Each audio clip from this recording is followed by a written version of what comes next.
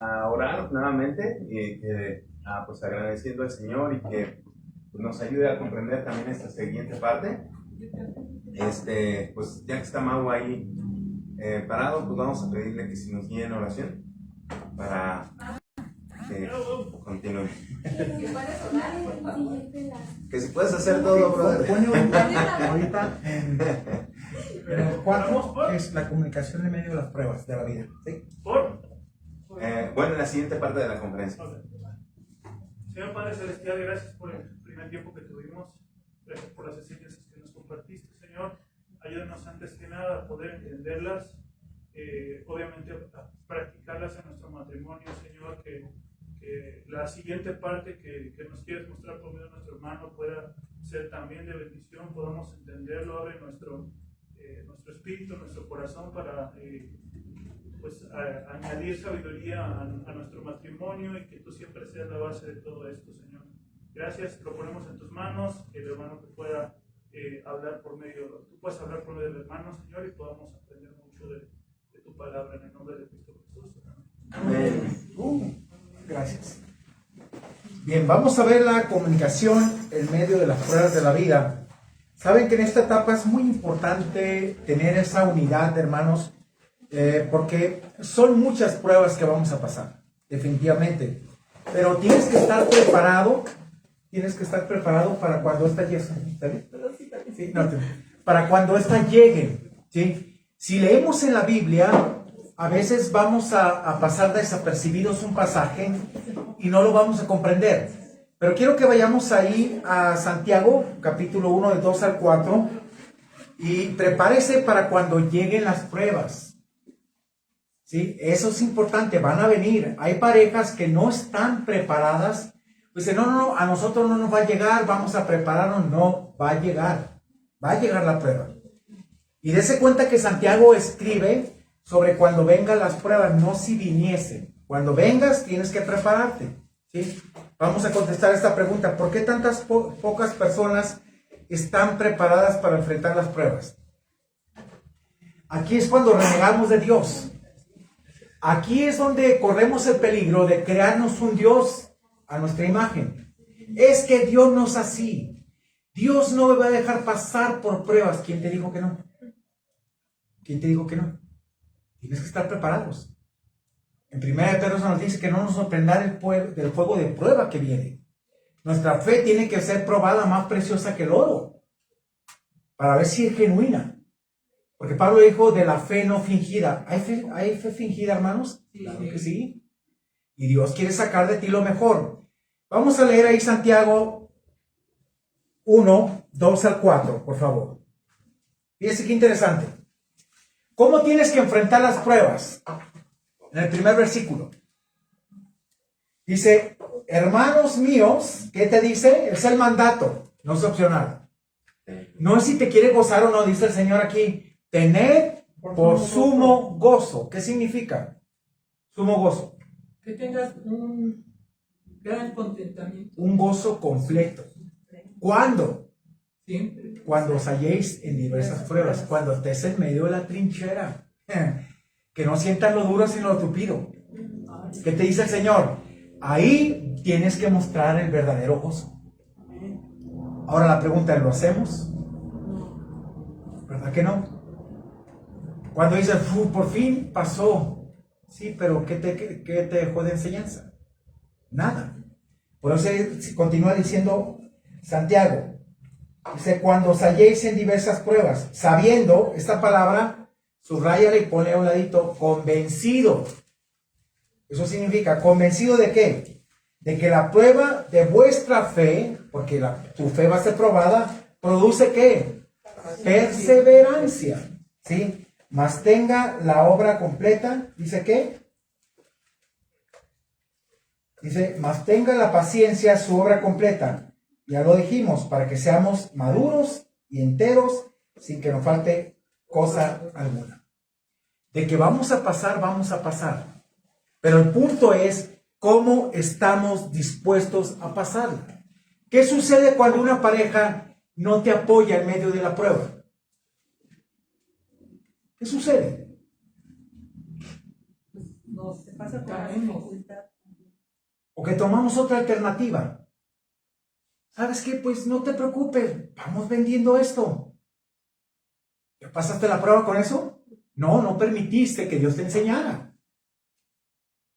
Buscamos siempre alternativas, soluciones, pero nunca buscamos ¿qué cosa? El consejo de Dios. Esperar en Dios. ¿Qué te dice el Salmo 41?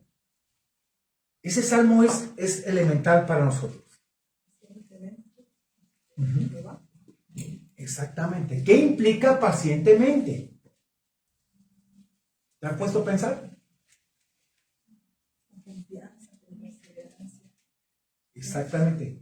¿Y cuál es el resultado? Pacientemente esperé a Jehová. ¿Y qué dice? Se inclinó a mí y oyó mi clamor. Te va a oír. Se requiere la paciencia, el tiempo de Dios, escuchar a Dios, saber el tiempo que Dios va a responder. Busca Lucas 18:1, por favor. Y a veces pueden tardar hasta años, Pero para Dios un día es como 1000 años. un año. 1000 años y 1000 años como un día. La relatividad del tiempo para Él no es tan importante como para nosotros. A lo que me refiero es que a veces hay como que estamos acostumbrados a que responda rápido, ¿no? O, bueno, que tengamos nosotros respuestas rápidas. Pero a veces, como en el caso de José, cuando en Egipto, cuando fue gobernador, esperó casi no sé cuánto tiempo en la cárcel y muchas cosas, muchos años más, pasa que tuvo frutos su paciencia, ¿no? Exacto. ¿Que se acordó quién? El copero. El ¿Te copero. acuerdas? Porque el panadero murió. Así es. Y cuando Dios lo expuso a José, ahí es cuando Dios te expone a todo lo que te pasó. Sí, Y te expone aquí al éxito. exacto, y a nosotros a veces se nos hace eterno el hecho de que Dios no te conteste, y a veces inclusive hasta abortas. Dices, yo ya no quiero que Dios, pues esto no funciona. Y apenas pasó una semana, ¿no? Pero ¿por qué abortas? Vamos a ver lo que nos dice Lucas 18:1. ¿Qué nos dice? Fíjense. Lo que nos enseña el Señor. Lucas 18:1. Nos enseña una parábola. ¿Sobre qué? La necesidad de orar. Siempre. Sí, quítale la palabra siempre. Y no desmayará. Quítale la palabra siempre. La necesidad de orar. Pero aquí te está diciendo siempre. Es tu necesidad. Es mi necesidad de orar siempre a Dios. ¿Te fijas? Y lo dice, ¿y? No desmayar. ¿Ok? No desmayar. ¿Por qué no desmayar? Me dijo hace unos años una hermana, pastor, entonces fracasé, ¿por qué? Porque dejé de orar, porque no me respondía. Pues desmayaste. Es el tiempo de Dios, es el momento de Dios, no es el tuyo. Pero tu necesidad es de orar siempre y no desmayar. ¿Por qué? Porque Dios responde y que responde, lo va a hacer. ¿Pero por qué desmayamos? Porque según nosotros no contestó. ¿Sí o no? Y por falta de fe, ¿no? Exactamente. Falta de fe. A veces estuve en Tasquillo dando 15 días de conferencias, una semana para jóvenes, otro para matrimonios. Yo decía a los jóvenes, ¿cuántos creen que Dios tiene lo mejor? Y todo el mundo, no, Dios no tiene lo mejor, Dios tiene lo excelente. Porque esto me puede parecer a mí mejor. Pero dice, no, pero eso no. Yo tengo lo excelente para ti. Y cambia la perspectiva por completo, hermanos. Pero tenemos que aprender esa parte. ¿Cómo ha sido afectada su relación de matrimonio por las pruebas y tensiones? ¿Qué tanto incluimos a Dios cuando estamos pasando por algo así? Vamos ahora otra vez a Santiago. ¿Qué te dice? Leímos hasta el 4, ¿verdad? Vamos a leer 5 al 7. Ahora. Miren, es que hay que aprender a conectar, hermanos, todos los pasajes y te vas a dar cuenta, en verdad, tenemos el recurso más grande en nuestra vida que no hacemos uso de él. ¿Qué cosa es? La sabiduría de Dios. Fíjate lo que dice el 5. Y si alguno tiene falta de sabiduría, este pasaje lo usamos fuera de contexto. ¿Para qué? Pídele a Dios sabiduría. Aquí está hablando de pruebas. Sabiduría para las pruebas. Dice, y si alguno de vosotros tiene falta de sabiduría, ¿qué dice? Pídala a Dios, el cual da a todos abundantemente su sabiduría y sin reproche. ¿Y qué va a hacer? Le será dada. Pero hay una parte importante. Pero pida ¿cómo? Con fe. No dudando nada. ¿Será que Dios me va a ayudar? ¿Será que Dios me va a dar sabiduría? Olvídate. Dice aquí, fíjate. No dudando nada, porque el que duda es semejante a la onda de mar que es echada, arrastrada por el viento y echada de una parte a acá. No piense pues quien tal haga que haga ¿qué? Que dude que recibirá algo del Señor. No te lo va a dar. Dice, ¿cómo crees que te voy a dar sabiduría si estás dudando que yo puedo hacer, que yo puedo sacarte adelante? ¿Cómo crees que te la voy a dar? Pídela con fe. No dudes nada. La sabiduría viene de él, la inteligencia viene de él. Pero tienes que pedírsela, hermano. Y es algo interesante. Fíjense, aquí hay un principio del constructor del hogar. Como pareja, ustedes deben estar preparados para las pruebas que ocurrirán inevitablemente durante su vida juntos. Por ejemplo, cuando mi esposa, siempre me quedé con el deseo de una niña. Y llegó Aram, pues suplió todo. Pero en medio de ellos perdimos un bebé. Yo tenía que predicar en una iglesia. Y yo no hallaba qué predicar. Y me acuerdo la lección, la lección más grande vino a mi esposa. Salimos de ahí y me dice, oye, tengo hambre, dispárate una semita, ¿no? Y tú dices así, ¿quién está pensando en comer una semita después de perder un bebé, no? Y yo sé, pues, ¿qué voy a hacer? Ya el Señor decidió. Ya lo entregamos en sus manos. ¿Qué voy a hacer? Bueno, pues dije, sí, ¿qué vamos a hacer?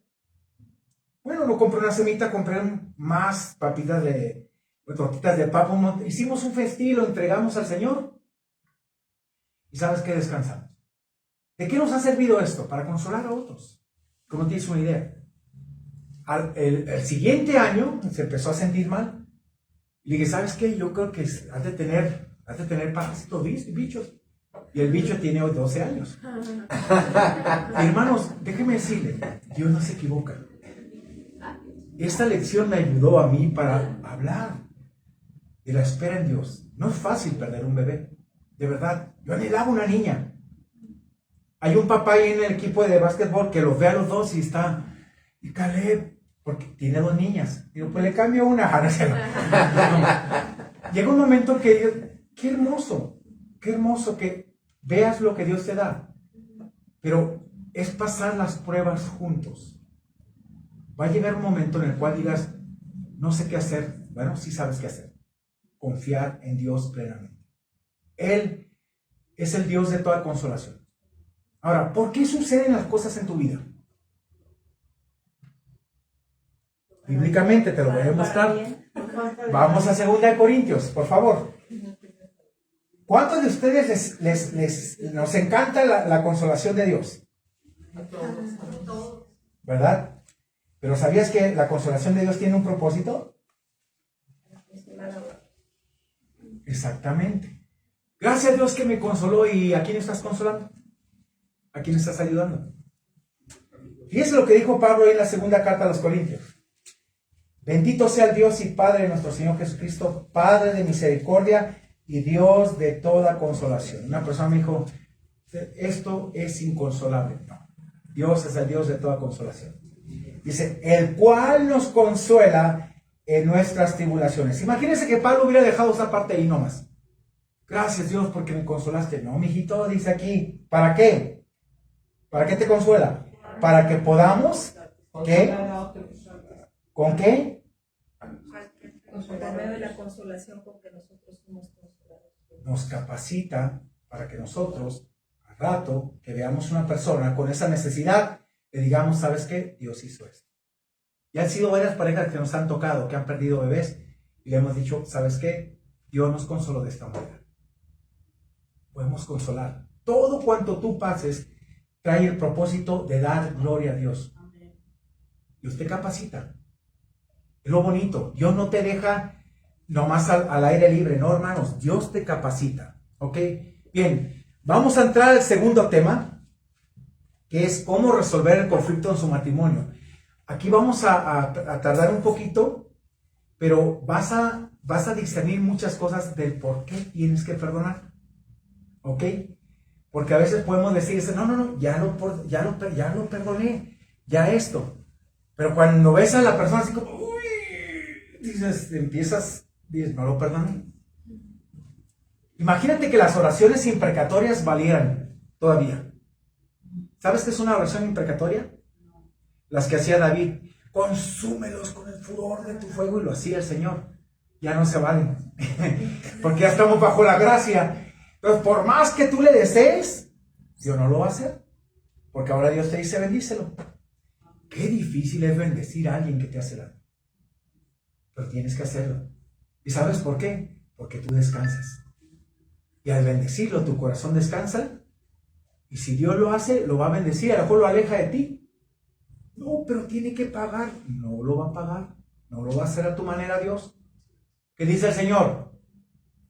Mía es la venganza, yo pagaré. ¿Conociste al hermano Alfredo Morgan? Todavía vive, ¿no? Sí, todavía vive. Sí, todavía vive. Él decía el hermano, como sabe que soy del norte, decía, sí, muchacho. El Señor dijo, mía es la venganza, pero mía es la desquitanza. No se vale, no podemos hacerlo, hermanos. Y te voy a decir por qué te puede amargar tu corazón, ¿ok? Te voy a explicar ahorita. Mire, el matrimonio es un intento de mezclar dos individuos distintos, un hombre y una mujer con diferentes trasfondos y valores, personalidades. ¿De qué forma estas diferencias pueden fortalecer un matrimonio y de qué forma sus diferencias ha fortalecido su matrimonio? Usted en verdad puede ser bendecido a través de estas diferencias. Una de las cosas para que cambie el conflicto en su vida, ¿sabe qué? Usted tiene que reconocer que hay un conflicto. Cuando yo me di cuenta que tenía una raíz de amargura, ¿sabe cuándo lo noté? Cuando lo acepté. Que había una raíz de amargura en mi corazón. Entonces las cosas empezaron a cambiar. Lea el Salmo 51, versículo 3. Para reconocer que hay un conflicto en nosotros, tenemos que reconocerlo, hermanos.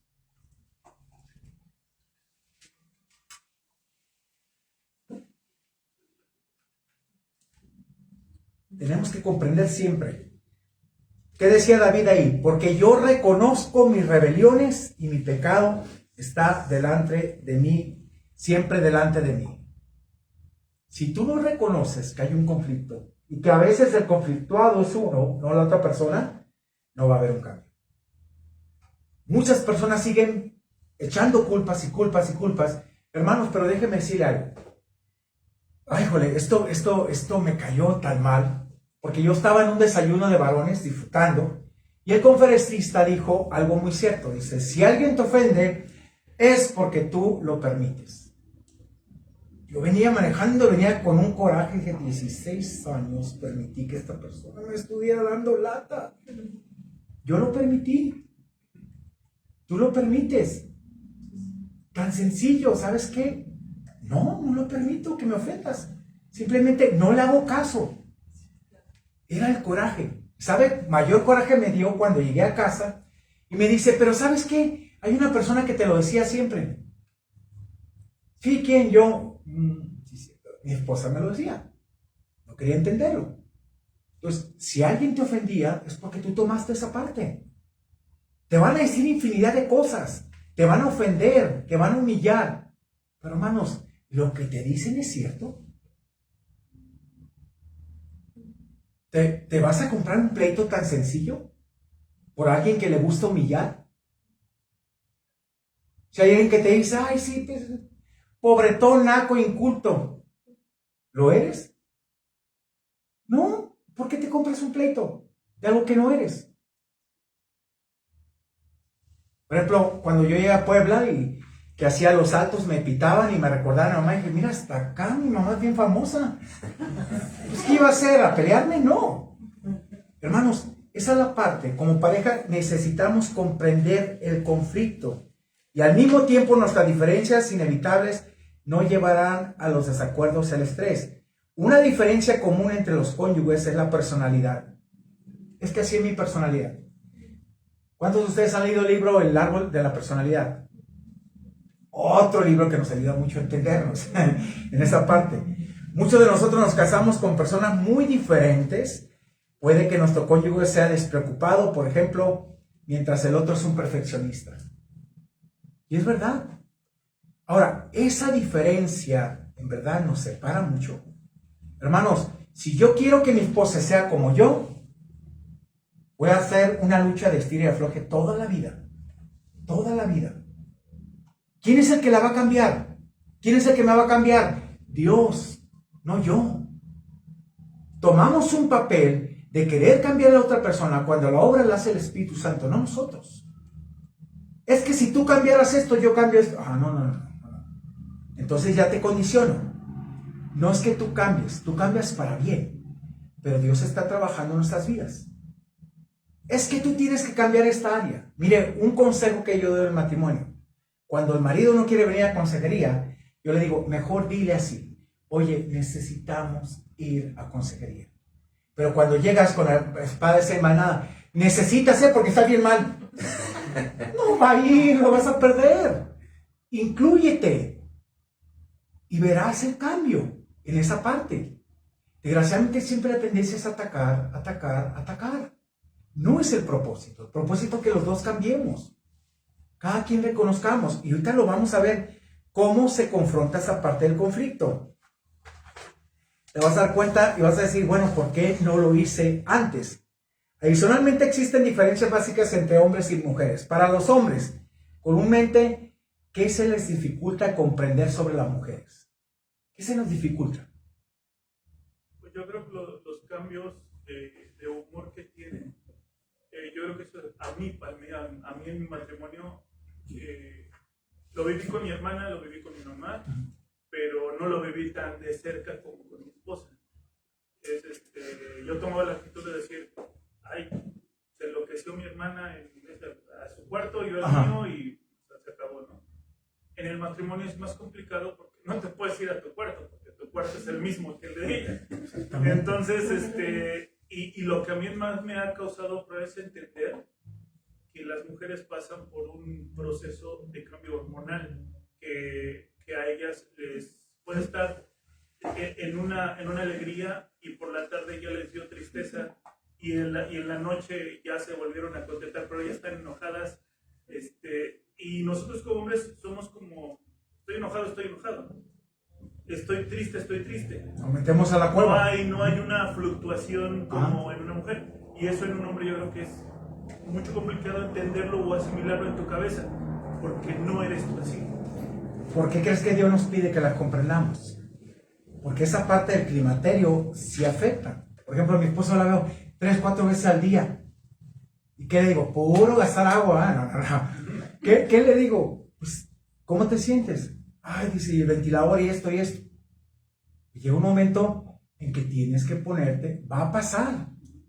Pero no puedes adelantarlo, no nos podemos poner nosotros mal con ellas. Yo a veces le digo, no, ya la tengo controlada, ahí está, León, está sentada con su camisa del amor. De esas que se abrazan solas. No, ¿qué tienes que hacer, hermanos? Pues estar ahí. ¿Qué se te ofrece? ¿Qué esto? Es la parte de la comprensión que Dios nos pide. De lo contrario, cuando tú empiezas con el rechazo, ellas no te van a pedir nada, se van a bloquear. Dice, no lo necesito. En verdad se queja, no me ayuda, no esto. No está pasando lo mismo porque yo estoy pasando. Y a nosotros nos va a llegar la andropausia. Y que Dios nos agarre confesados, porque si no hicimos nada acá, pues tampoco van a hacer por nosotros. ¿Ibas a confesar algo? Sí, precisamente es el ejemplo que usted dio casi al principio de la primera conferencia, la menopausia de su esposa, ¿no? Que es algo bien importante que menciona Mau, porque las hormonas, la verdad, a veces son tan traicioneras, por decirlo así, que, por ejemplo, yo estoy atravesando el climaterio, ¿no? No estoy en ameno, pero sí estoy en el climaterio. Antes se le llamaba premenopausia, ya no, ese término ya no existe. Exactamente. El médico que me dijo. Entonces, empecé con, digamos, enfermedades o con dolencias, y entonces ya me fui con el ginecólogo, ya me fui con el neurólogo, y nadie acertó. Y entonces regresamos a lo mismo. No le pedí a Dios, o sea, no le pregunté. Y me gasté un dineral en ir con especialistas, el tiempo, no le decía a Freddy, nada más, de repente me quejaba, pero ya después dije, no, es que, pues, ¿para qué me quejo, no? Si me dice que porque Freddy me decía, es que a lo mejor es porque ya engordaste y que ya no haces ejercicio. Te hace falta eso. Entonces ya lo hacía, pero yo me sentía mal, me seguía sintiendo mal. Entonces eran las hormonas, y a veces estaba triste, y a veces... Pero nunca había experimentado eso, porque aparte siempre fui, digamos, pues sana, ¿no? Por decirlo así. Entonces nunca había sentido eso. Pero las hormonas, la verdad, es algo bien importante en nosotros las mujeres. Es algo que inexplicable en el momento que pasamos para la gente, inclusive para familiares. Y lamentablemente, igual, regresamos a lo mismo. Estamos en un país o en países latinos machistas en donde muy grotescamente y despectivamente nos dice, estás en la menos, ¿no? Atropellamos esa parte. Sí, y entonces a veces decimos, mejor nos quedamos callados. Ya no digo nada, ya no digo ni siquiera que hoy amanecí así o me duele tal cosa, porque pues ya vivimos así, ¿no? Y se complica, si te das cuenta, porque Sí. de repente te duele la espalda, te duele esto, mi esposa anda igual. Y llega un momento en que dices, bueno, ¿qué hacemos? ¿Te regreso con tu mamá? Pues no, ¿verdad? Emocional, y aparte lo principal es lo emocional. Exactamente. Que atropella mucho lo emocional. Que tenemos que ser esa parte comprensibles, ¿no? Ahí es donde nosotros nos ponemos a la par con ella y vamos a pasar esto juntos. ¿Por qué? Pero también hay que hacer un equilibrio, porque, bueno, ellas pasan por eso, pero nosotros también tenemos que apoyarlas en ello, y nosotros hay veces nos dejamos a nosotros por apoyarlas a ellas. Pero ellas también, y lo que ha pasado con mi esposa es que ella también, yo le explico, mira, cuando te pones en esta situación a mí se me vuelve complicado por esto y por esto. Quiero que también tú me entiendas. Yo trato de entenderte, pero para mí no es fácil. ¿Por qué? Por esto y por esto. Entonces, el inicio del ejercicio que tuvimos hace rato es comunicación. Ambos estamos aprendiendo. No es algo de lo que mágicamente ya estamos casados y ya sabemos cómo tratarnos. No, es un proceso, toda una vida. Y precisamente es lo que nos ha servido a nosotros. O sea, a mí me ha servido entender qué es lo que siente ella y ella entender lo que siento yo como esposo. Sí. Son guardar el equilibrio, siempre. Pero llega un momento en que sí la balanza se va a inclinar un poquito, porque como varones nosotros vamos a estar capacitando en esa parte y supliendo muchas cosas, ¿no? Por ejemplo, mi esposa, yo no sabía, pero una vez me dice, es que es tan desesperante esto, que yo estaba en cocina y ya me desesperé y me traía un cuchillo y dije, pues ya, aquí me corto y ya.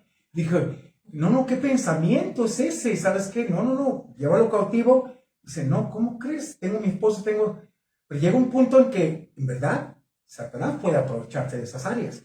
Y tenemos que estar nosotros ahí, ¿para qué? Para ayudar, fortalecer, ¿sí? Va a llegar igual nuestro climaterio. Y ella dice, tú tienes tu ciclo. Salgo yo y entras tú. Bueno, pero nos comprendemos. Esa es la parte importante. Que digas, ay, es que ya no yo qué sé, ya tiene meses con esto y, hombre, pues ya, pues se voy a regresar a sus papás, me salió defectuosa. Pues no, ¿verdad? No puedes hacer eso. Tienes que comprender esa parte. Porque, hermanos, ya no somos dos, somos una sola carne. Y no es fácil, porque entramos en muchas cosas. Ahora, miren, para las mujeres, de la misma manera comúnmente que se les dificulta a las mujeres comprender sobre los hombres, además de que piensan que los hombres a menudo malentienden a las mujeres, por eso es bueno que tengan las dos partes.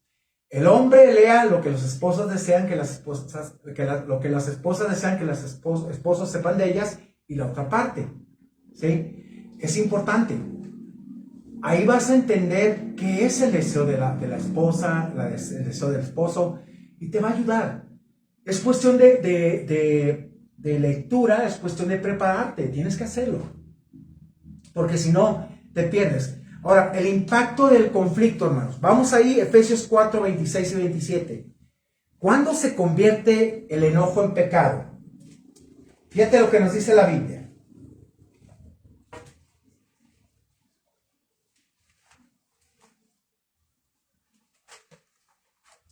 Vamos a decir, te puedes enojar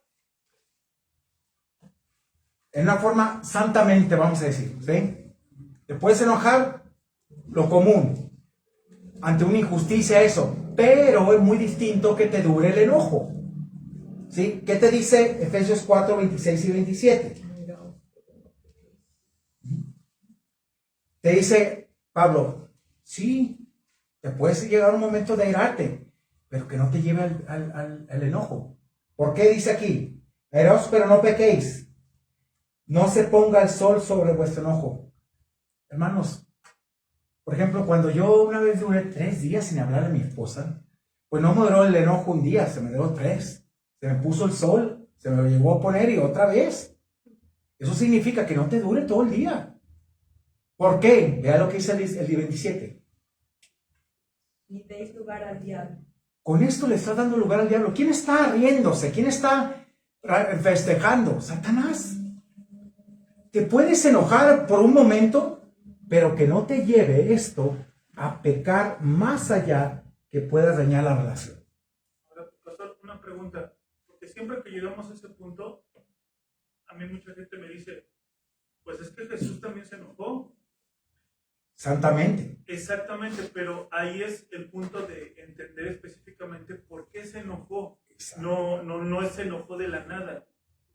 Cuando yo comprendí el por qué se enojó, entonces dije, cuánta razón tenía, pero incluso en el pasaje no dice que Jesús continuó su enojo, sino que al momento de que reprendió y enseñó, en ese momento vino la parte de la parte de verlos como ovejas que estaban dispersas, que estaban descarriadas, y ahí fue donde empezó y encontró el amor de Jesús hacia esas personas que hicieron mal. Exactamente. Entonces, ahí es donde tú comprendes que te dura el enojo, ¿no? Por ejemplo, llegaba de trabajo y me decía, ¿te sirvo? No, yo me sirvo. Oye, ¿te vas a poner esto? Yo lo busco. Y así duré 3 días hasta que me cayó el 20 y dije, bueno, ¿qué estoy haciendo? Y ella noble esa parte, y decía, oye, ¿qué estás haciendo? Estás mal. No puede ser.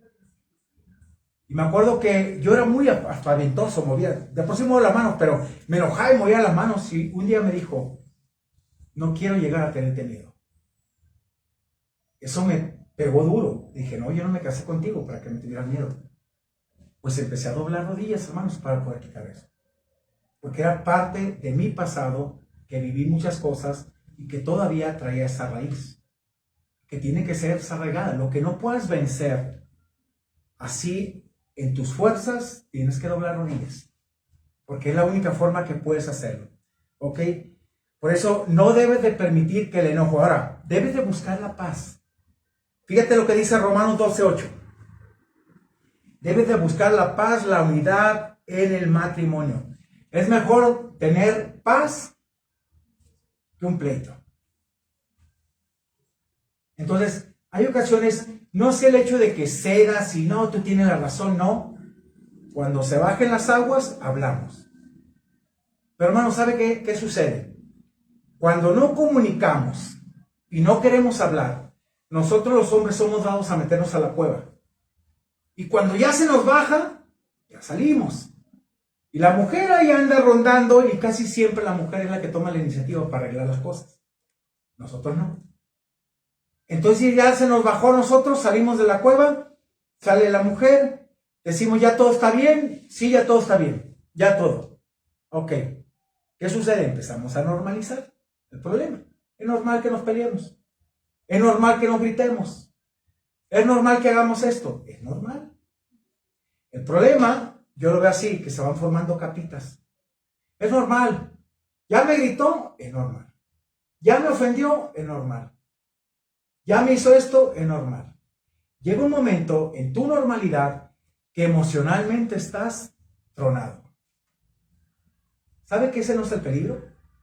El peligro es que de lo emocional viene la indiferencia. Y ahí ya no vale. Lo que haga él, lo que ella haga, ese es el problema. Porque normalizaste un problema cuando no lo trataste. Debes de tratarlo. Debes de aprender a tratarlo.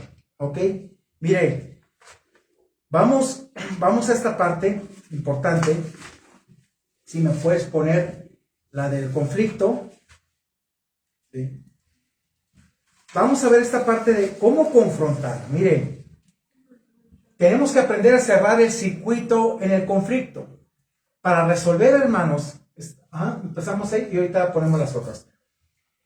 Hay un principio del constructor del hogar. El compromiso por escuchar mejor le ayudaría a evitar muchos conflictos y también le ayudaría a resolver otros problemas antes que se vuelva demasiado intenso. ¿Cómo confrontar? Es cuando nosotros vamos a aprender a cerrar el circuito que queda abierto. Nos vamos a dar cuenta cómo se abre el circuito. ¿Cómo? Con el enojo, una ofensa. Empezamos con esa parte. Fíjese. ¿Y qué tenemos que hacer? El primer paso que vamos a dar es preparar el corazón. Ahorita lo vamos a ver. ¿Para qué? Para resolver el conflicto. El segundo paso, vamos a confrontar en amor. ¿Sí? El tercer paso, ofrecer perdón. Y el cuarto paso, restaurar la confianza. Eso es muy importante. Ahora, veamos ahí el PowerPoint. Vamos a verlo. ¿Sí? Sí. Vamos a leer esto. Dice, cada vez que empieza un conflicto, se forma un circuito y ese circuito se cierra solamente cuando se resuelve el conflicto. Por ello, deseamos aprender cómo cerrar el circuito. Veamos el primero. ¿Cómo empieza todo? El circuito se abre, el conflicto comienza con una ofensa, un cónyuge hace algo que ofende al otro, el otro cónyuge usualmente resulta herido por la ofensa y si eres de las personas que son como las ollitas de Amozoc, ¡újole! Para que perdones va a ser difícil. Hermano, no sé si ha conocido gente que dice, es que me dijiste esto y me dolió. Yo no te he ofendido, Yo no te ofendo, pero esto es fuerte y ahí lo traen, y ahí lo traen. No sé si has escuchado la frase que la mujer no es histérica, que es histórica, porque te saca todo lo que va del pasado. Ahora, ¿cómo empieza todo? Cuando se abre el circuito, la ofensa. Busca Santiago 3:2. Tenemos que comprender este principio. ¿Ok? ¿Cuál es este principio? Todos ofendemos de una forma u otra. Todos hemos usado la lengua para mal de una u otra forma y tenemos que comprender. Por eso, si alguien te pregunta, bueno, si uno, ¿qué te dice Santiago 3:2? Que si uno no ofende, ¿qué dice? Dice, porque todos ofendemos muchas veces. Si alguno no ofende en palabra, este es varón perfecto, capaz también de refrenar todo el cuerpo. Todo el cuerpo. Pero lo que no refrenamos a veces, ¿qué es? La lengua. La lengua es un peligro, ¿sabías? A veces no nos damos cuenta. Busca Santiago, por favor. Ahí mismo Santiago 3. Y lee el 5 y 6. Yo te voy a explicarte el 6. ¿Qué dice? Así también la lengua es un miembro pequeño, pero se jacta de grandes cosas. He aquí cuán grande bosque enciende un pequeño fuego. Y la lengua es un fuego, un mundo de maldad. La lengua está puesta entre nuestros miembros y contamina todo el cuerpo, e inflama la rueda de la creación, y ella misma es inflamada por el infierno. Es interesante lo que dice el 6. Y la lengua es un fuego, es una figura de lenguaje que está usando aquí Santiago. ¿Un mundo de qué? Maldad. La lengua forma parte de qué? De nuestra anatomía, ¿verdad? Ahora dice lo interesante, está puesta como parte de nuestros miembros, pero dice, ¿y contamina qué? Todo el cuerpo. E inflama la rueda de la creación. ¿Sabes qué es eso? Contaminar todo. Cambia el curso de la vida así. Así te lo cambia. Por una palabra mal dicha, ¿cuánta gente se ha liado a golpes? Otros han matado a su esposa. La lengua es, que dice, inflama, cambia el curso de la vida. Así te dice. ¿Sabes cuál es el problema? Que nos damos cuenta, lo último. Y ella misma es inflamada, ¿de dónde? Por el infierno. Del mismo infierno. Entonces, ¿cómo estás usando tu lengua? ¿Cómo la usas en tu matrimonio? Por eso dice Santiago aquí, todos ofendemos.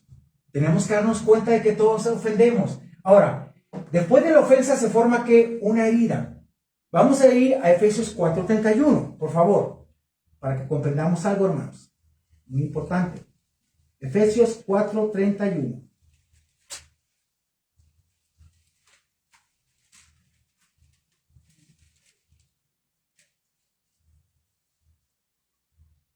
Esa parte no debe de durarte mucho tiempo, ¿eh? Hay matrimonios que es que esto no lo puedo perdonar. Hace poco le decía yo a un varón, ¿qué no puedes perdonar? ¿Tu orgullo? ¿Tu orgullo? ¿No te deja perdonar? La palabra orgullo en el griego es sinónimo de asesinato. Todo lo matan. ¿Tu orgullo no te permite perdonar a tu esposa? Es que como hombre, a ver, deja a un lado tu supuesta hombría y empieza a razonar como Dios te pide. ¿Por qué, hermanos, no tenemos de dejar que la herida y el dolor continúen?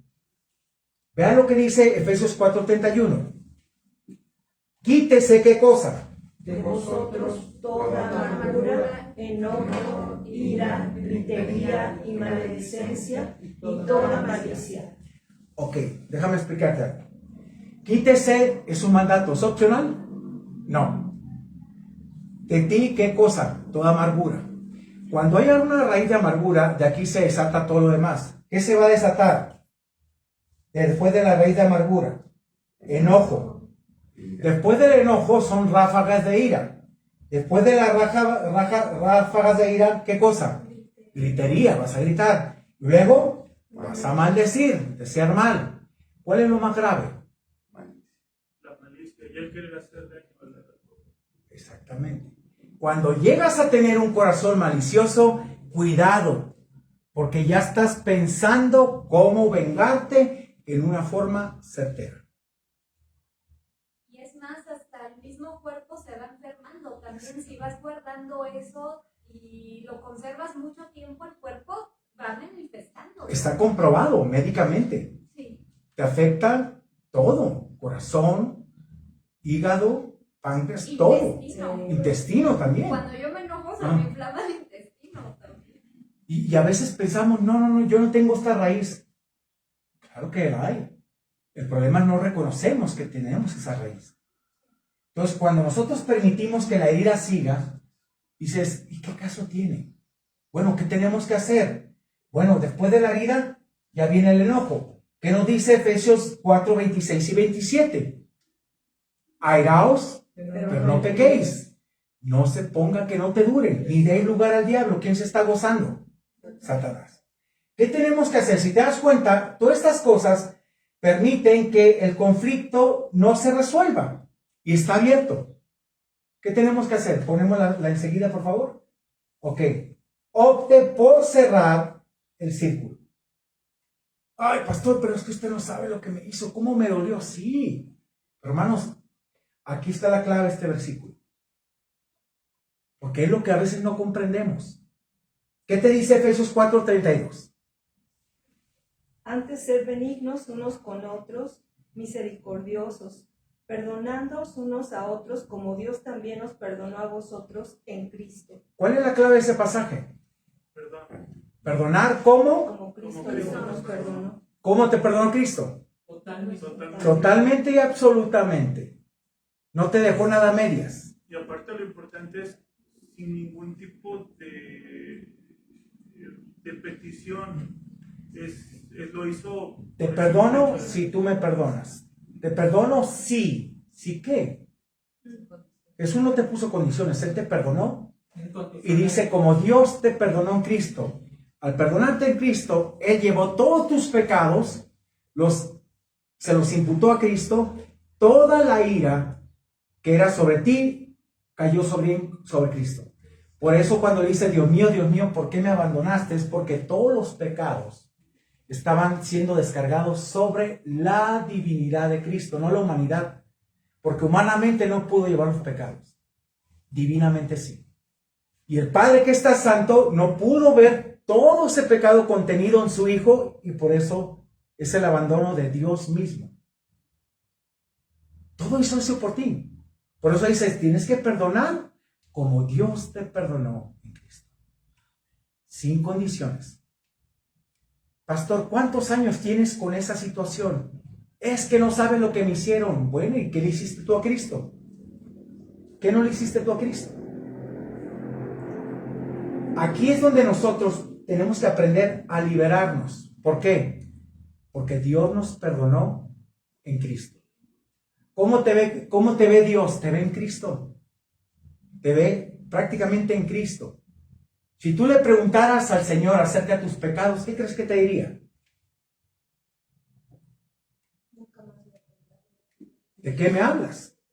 Si los perdoné, los sepulté y los olvidé. Y al decir olvidar, no significa que no los recuerdan. Ha decidido no traerlos a colación. Busca el Salmo 130, versículos 3 y 4. Salmo 130, versículos 3 y 4.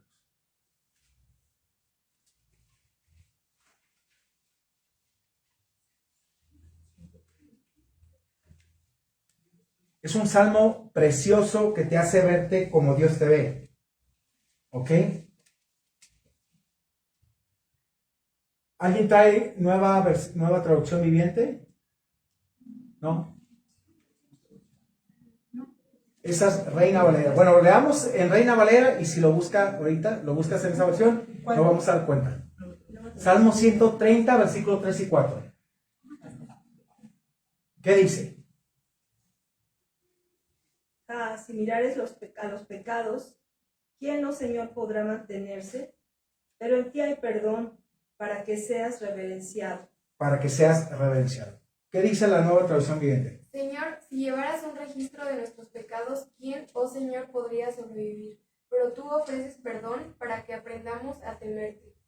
Si Dios llevara un registro de todos tus pecados, si tú le preguntaras y te los achacara así, ¿cómo te sentirías? Triste, mal. Pero por eso dice, pero en ti hay perdón de pecados para que seas reverenciado. ¿Cómo te ve Dios entonces? ¿Lleva un registro? No. ¿De qué me hablas? Si ya los sepulté, ya los olvidé, porque Dios es un Dios que se deleita en misericordia. Tenemos que ver esa parte. Dices, no lo puedo perdonar. ¿Y por qué no? Si Dios te perdonó a ti en Cristo, ¿por qué no lo vas a perdonar? Pues volvemos a lo que mencionó. No puedes dar lo que no tienes. Exactamente. Exactamente. Por ejemplo, yo perdoné, pero puse límites. De eso voy a hablar más al ratito. Pero algo interesante es, sí te perdono, pero te sorprende que te puse límites, lo siento. Ya no voy a permitir que dañe mi corazón. Te amo, me amo, pero no voy a permitir que sigas haciéndome daño. Ya no. A veces va a ser lo sorprendente que se va a encontrar la gente. Pero es que antes te dejabas. Y antes te ofendía y ahí estabas. Pues sí, pero ahora vi que no es sano. Te perdono de todo corazón y te perdono porque de verdad me amo y también pues quiero estar bien con el Señor. En cuanto dependa de vosotros, estad en paz con todos. Pero ¿qué cuando la persona no quiere arreglar las cosas? Hay gente, es que pastor no me quiere perdonar mi hermana y yo le pedí perdón. Pues ya, suéltalo. Ya le pediste perdón. Ya tú tomaste la iniciativa. En cuanto dependa de ti, estad en paz con todos. Y si no te quiere perdonar, no, hasta que no me perdone voy a estar en paz. No, mijito, no lo va a hacer porque así está su corazón. ¿Qué tienes que hacer? Soltarlo. Soltarlo. Aparte de pedir por esta persona, Exactamente. para que Dios le dé esa capacidad de perdón. ¿Qué dice? Seguir la paz para con todos y la santidad, sin la cual nadie verá al Señor. Eso es muy importante. Ok, leamos otro más. ¿Qué tienes que hacer enseguida? Cuando ya optas, debes de ¿qué? Preparar el corazón. Aquí no empiezas a echar culpa, es decir, si tú haces esto, yo te perdono. No. Una vez, me acuerdo hace tiempo, bueno, ya tiene muchos años, dije, ¿sabes qué? Voy a tomar la justicia por mi cuenta. Voy a ir, le voy a quitar la llave, le voy a quitar esto, hasta que no me pagues te entrego mi dinero, te entrego tu coche. Dije, ¿qué gano si no me va a pagar? ¿Qué gano si no tiene corazón si no tuvo corazón para defraudarme? ¿Tú crees que me va a pagar? Dije, ¿quién se va a ver más mal yo. Dije, tan sencillo, me subo a su carro, le pido esto, y si no me lo da, pues ni modo que me va a ganar. Dije, ¿y qué vas a hacer? Ya había hasta pensado, le quito las llaves, a ver cómo se va, la cartera, el celular, cuando me regreses mi dinero. ¿Tú crees que me va a pagar como 300,000 pesos? No tienen que caerse muertos. Dije, no, pues ¿qué hago? Suéltalo. Tienes que soltarlo. Señor, pero suéltalo. Tienes que soltarlo. Tienes que perdonarlo. Tienes que bendecirlo. Cuesta.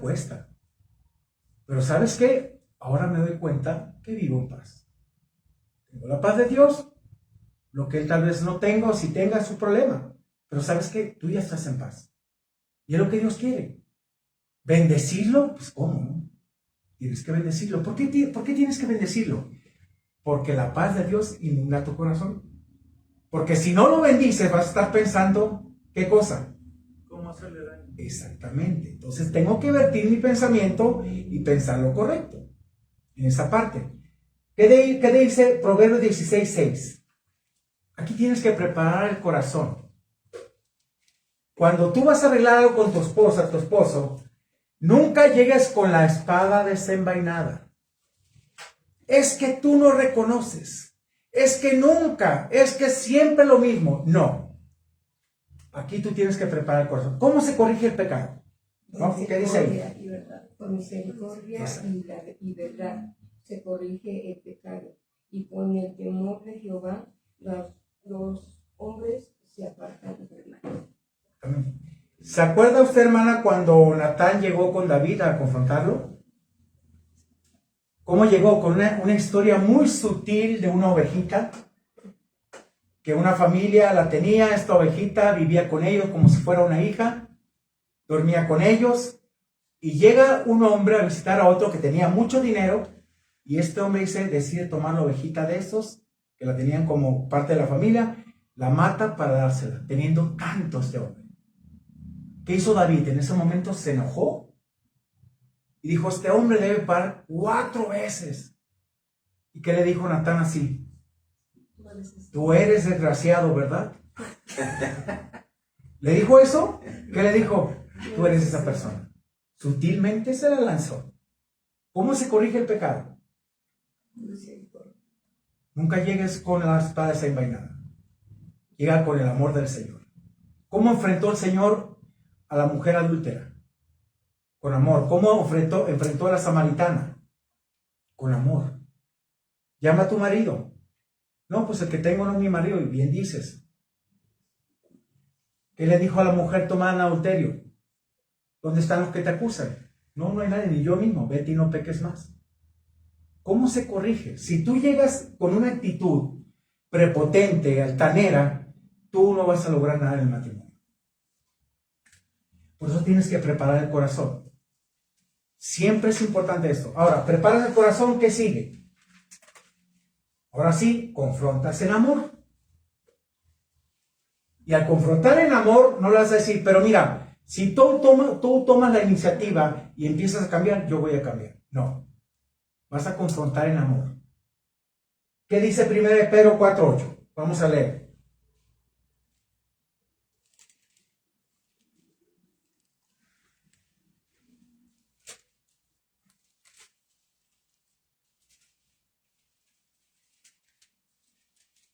Y ante todo tened entre vosotros ferviente amor, porque el amor cubrirá multitud de pecados. Cuando dice ferviente es un amor esforzado. Vea la razón por qué tenemos que tener ese, y es un mandato, ante todo, tened entre vosotros un amor esforzado, vea, porque el amor cubrirá multitud de pecados. Vas a dejar pasar la ofensa. Vas a decir, ¿sabes qué? Esto ya no puedo continuar. Ahora, ¿cuántos de nosotros nos gusta tener una raíz de amargura? Te afecta. Ahora, ¿qué si la otra persona está como si nada, tan en paz, contenta? ¿Y tú? ¿Cómo estás a veces? Enfermo. Exactamente, enfermo. Entonces, y él tal vez ni le pase por aquí, ni te pida perdón, y te diga, ¿sabes que la regué o algo? No. ¿Qué vas a hacer? ¿Vas a seguir con la misma actitud? No puedes. Porque te vas a enfermar.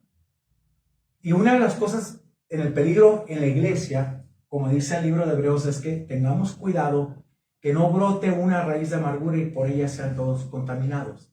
¿Te has dado cuenta que el amargoso siempre va a andar buscando qué contaminar? Y es que me hicieron esto.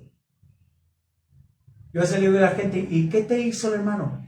Es que te ofendió porque te dijo que acomodaras la silla bien. Sí, porque no me dejas servir. Eso no es una ofensa. Él te dijo cómo se deben de acomodar, porque ya hay una forma.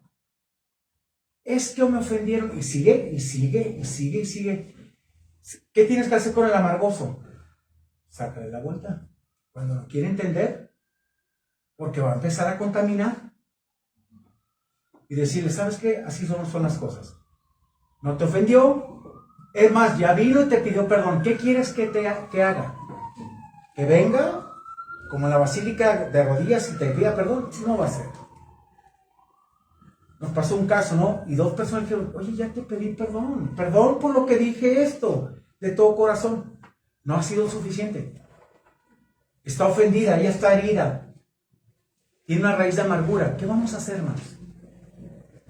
¿Vamos a seguir con lo mismo? No se puede. Entonces, cuando tú confrontas en amor, no echas culpas. Ahora la siguiente. ¿Qué dice aquí? Buscas el perdón. Tienes que buscar el perdón. Esta parte es importante. Mateo 18, 21, 22. Aquí Pedro fue tan generoso que dijo, Señor, ¿cuántas veces he de perdonar a mi hermano? ¿Qué le dijo? ¿Hasta 7? Veces 7. 70 veces 7. ¿Por qué? Porque los fariseos, los escribas decían, y los rabinos solamente 3 veces se debe de perdonar. Y Pedro dijo, Señor, yo le aumento 4. Soy más generoso. Hasta 7 veces debo perdonar. ¿Y qué le dice el Señor? No, mijito, sino 70 veces 7. ¿Cuánto es 70 por 7? Pues sale barato, ¿no? Dijo el Señor, 70 por 7, por 7, por 7, por 7, por 7, por 7, por 7. ¿Qué es? Un perdón ilimitado. Cuando tu hermano te ofenda, perdónale. Y si viene otra vez al día y te hace lo mismo, perdónale. Obviamente tú pones límites, pero tienes que perdonarle. Los límites son importantes, hermanos. Cuando una persona dice, es que tengo que perdonar a mi ofensor, sí. Pero tengo que convivir con mi violador, el que me hizo daño. No, tienes que poner límites. Es la parte que la gente a veces no entiende, hermanos. ¿Qué cosa? Los límites que tenemos que poner. Cuando alguien te dice, es que, oye, pues antes te hacíamos como queríamos y íbamos a tu casa y tú te subías y aguantabas. Pues sí, pero ya no. Ya no, todo hay un límite. Y la gente se empieza a extrañar. Dices, oye, ¿pero por qué actúas diferente? Porque aprendí a poner límites sanos. ¿Límites con quién? Con las personas. Tienes que hacerlo. Y eso es importante. Buscas el perdón, ¿ok? Ahora, después de que buscas el perdón, ¿qué tienes que hacer en la relación? Lo último. Reconstruir la confianza. Es aquí donde tú das el beneficio de la duda. Si la persona falla, no falla en su problema, pero tú restableces la confianza en esa parte. Aquí es donde va a ser una lucha tremenda, hermanos. ¿Por qué? Porque a veces decimos, ¿siempre dice lo mismo? No, eso hay que quitarlo. Nunca cambias, quítalo también. Quítalo. No etiquetes a la persona. No le etiquetes, por favor. ¿Qué te dice 2 Corintios 10, del 3 al 6? Aquí nos habla, precisamente, no quiere el Señor que se formen fortalezas en nuestra vida. Debe de llevar todo pensamiento cautivo a la obediencia. ¿Sí? Por eso es importante que reconstruir la confianza. Yo recuerdo que una ocasión me decía mi esposa que ella había cambiado, porque en una ocasión cuando nosotros estábamos en Ensenada, fuimos a visitar a mamá, y estábamos abajo en una higuera, y me puso la mano en la pierna y yo se la quité. Y me dijo, pues no quiere, pues. ay, ¿y por eso cambiaste? ¿Por eso te hiciste menos amorosa? Dije, pues sí, pensé que, amor, le digo, es que eso no es comunicación. A ver, yo ni me acuerdo si lo hice, perdón, de verdad de todo corazón, pero no fue la intención. No lo hice porque, no. El problema es que a veces no sabes, no recuerdas las cosas. Y si te das cuenta, ¿qué haces? Haces todo un drama. A ver, por eso, ¿por qué no me comunicaste? Y te das cuenta que fue una niñez. Bueno, ¿y qué vas a seguir todo el tiempo con lo mismo? No, pues claro que no, hay que quitarlo. Cuando recobras esta parte es importante. Mira lo que te dice 2 Corintios 3 al 6.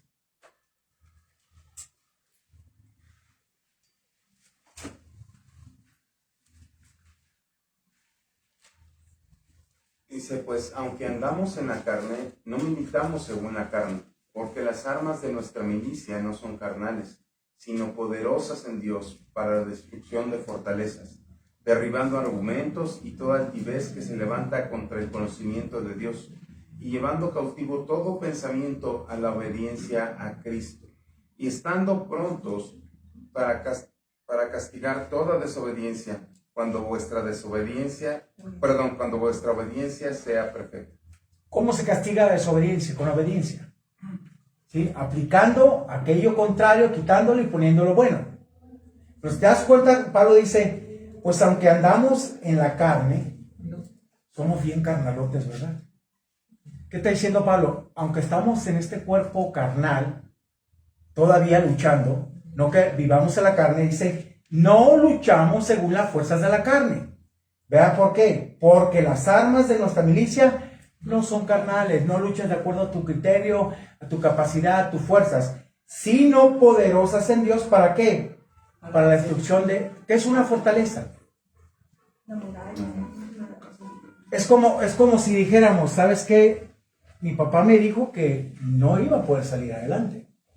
Mi papá me dijo que era un inútil, un burro, y no puedo salir adelante. No puedo.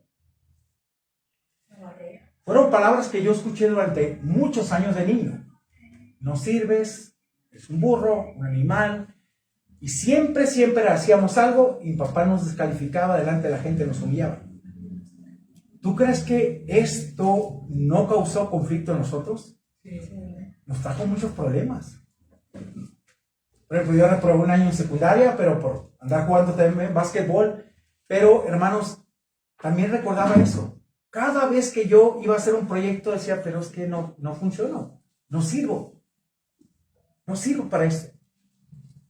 ¿Dónde me quitó Dios eso?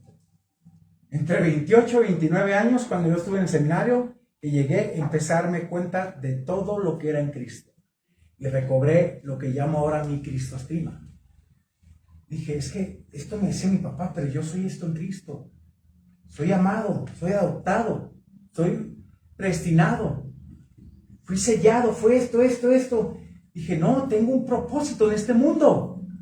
No puedo vivir igual. Y empezó a cambiar mi vida por completo. Y hermanos, es la parte donde nosotros en verdad tenemos que marcar nuestros corazones y decir, ahora me veo en Cristo. ¿Cómo te ve Dios? En Cristo. No puedes verte en base al pasado. ¿Qué creen que hago ahora yo con mis hijos? Todo, exactamente, todo lo contrario. Tú puedes, tú esto, me platican, papá, ¿sabes qué? Ya me colgué el aro, oye, qué bien. Cuida, no, le digo, cuida tu peso porque yo jugué muchos años, subí de peso, me lastimé mis rodillas. Sí, papá, esto, y está, pero yo era mejor que tú. ¿Cómo ves? Hay una ilustración, dice, un padre que nunca alienta, que estaba el hijo y un primer swing, segundo, ni con una guitarra le pegas. Imagínense para este niño, todas estas cosas. Para nosotros, por la gracia de Dios, yo pude superar muchas cosas. Mi hermano mayor no pudo. Y le dije, pero vivimos lo mismo. ¿Por qué no puedes superar si estás en Cristo? pero ahora me doy cuenta que no está Cristo.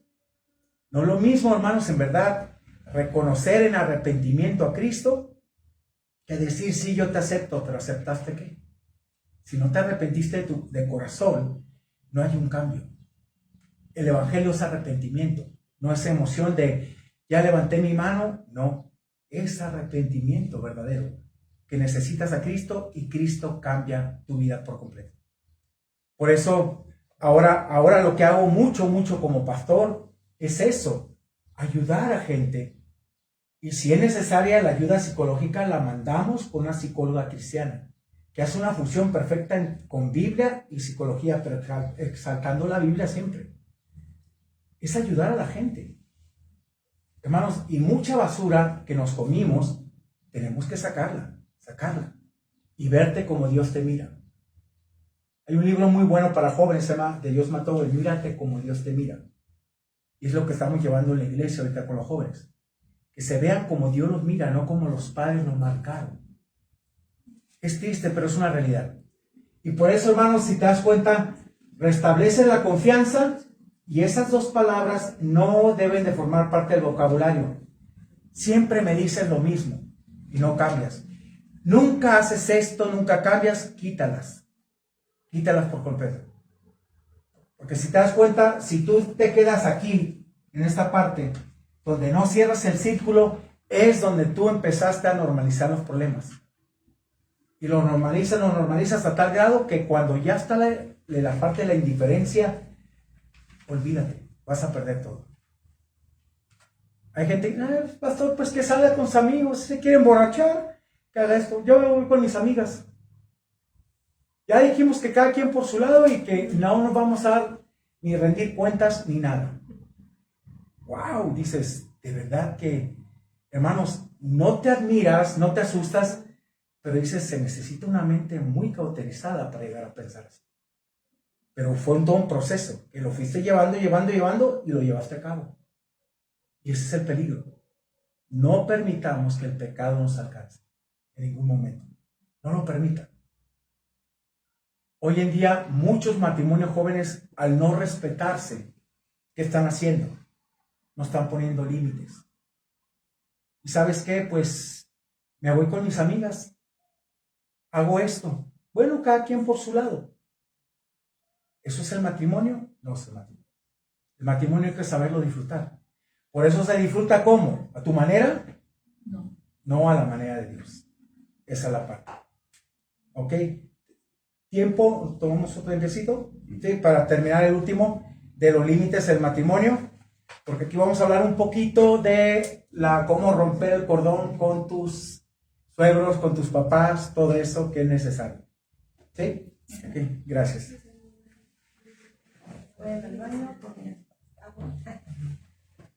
¿Te tomo? Sí. ¿Esta agua es preparada, Vicky? Sí, creo que Sí, bueno. okay. Creo que es de Guanábana. Sí, si me pueden ayudar entonces a servir aguas, ¿sale? Y vamos a la siguiente parte del juego, que se va a poner interesante porque es, ¿cómo se llama? Es la competencia. Si me pueden ayudar a servir aguas, tomamos agua rápido y terminamos rápido la parte del juego.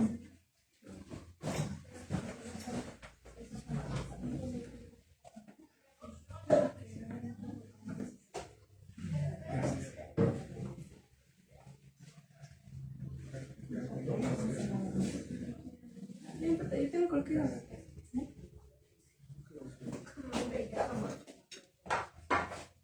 Como